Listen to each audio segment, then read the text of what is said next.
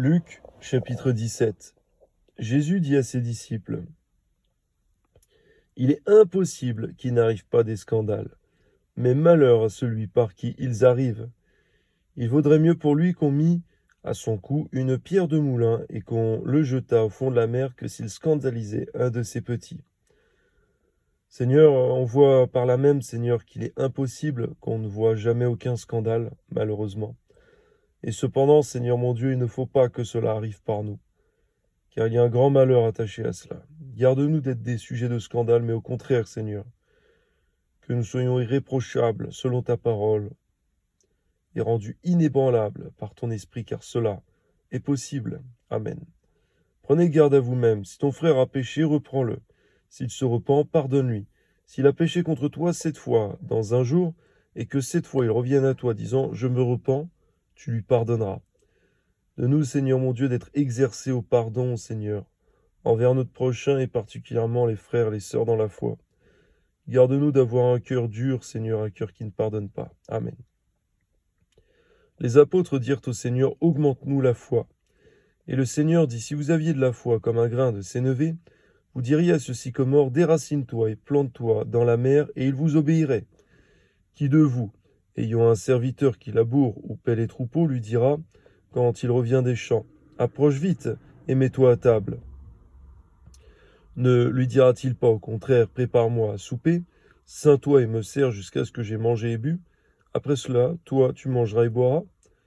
Doit-il de la reconnaissance à ce serviteur parce qu'il a fait ce qui lui était ordonné? Vous de même, quand vous avez fait ce qui vous a été ordonné, dites, nous sommes des serviteurs inutiles. Nous avons fait ce que nous devions faire. Lorsque nous te servons, donne-nous de comprendre que nous ne te faisons pas une grâce particulière, Seigneur, mais nous obéissons, et c'est un dû. Parce que tu nous as rachetés, tu nous as sauvés, Seigneur.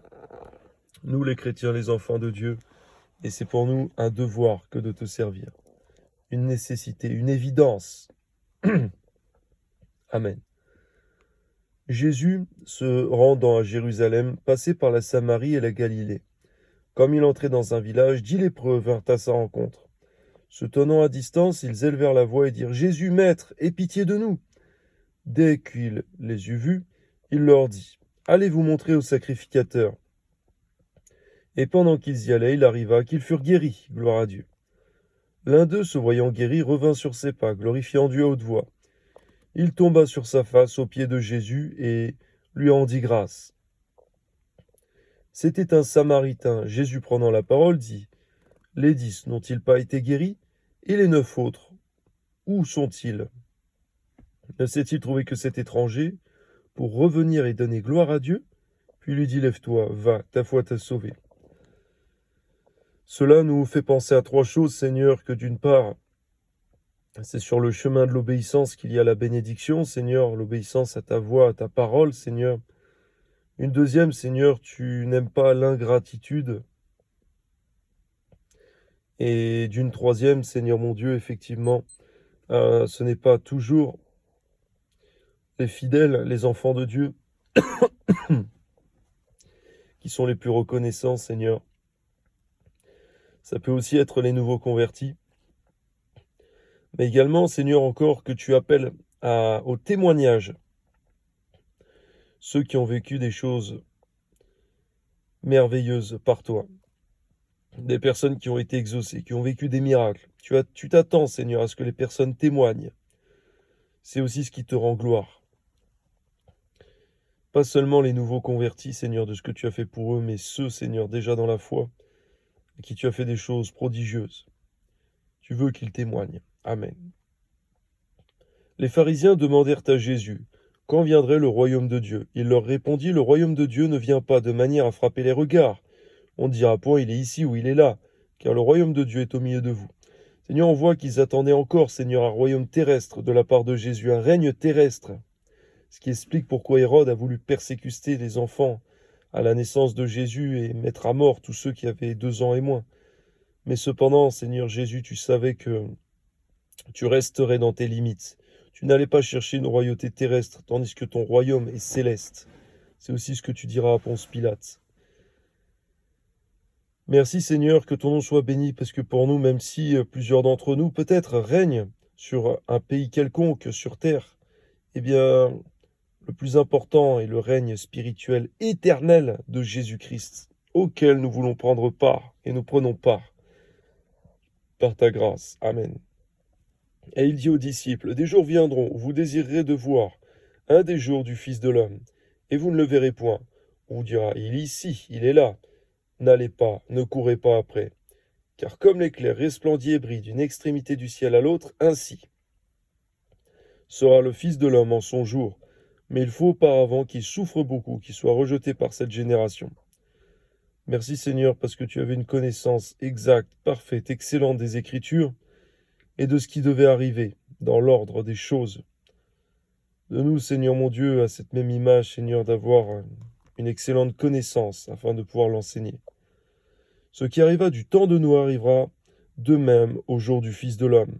Les hommes mangeaient, buvaient, se mariaient leurs enfants, jusqu'au jour où Noé entra dans l'arche, le déluge vint et les fit tous périr. Ce qui arriva du temps de Lot arrivera pareillement. Les hommes mangeaient, buvaient, achetaient, vendaient, plantaient, bâtissaient, mais le jour où Lot sortit de Sodome, une pluie de feu et de soufre tomba du ciel et les fit tous périr. Il en sera de même le jour où le Fils de l'homme paraîtra.